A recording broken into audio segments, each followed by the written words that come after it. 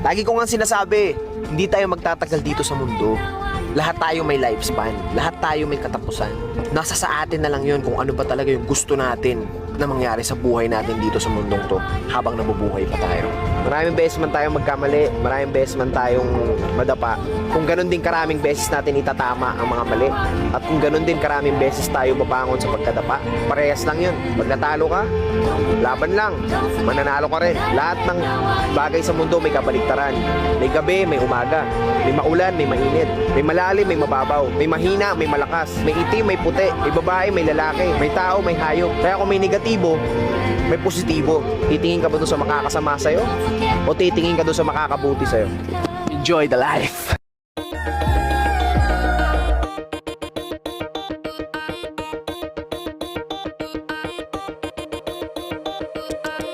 We both know those moments when all your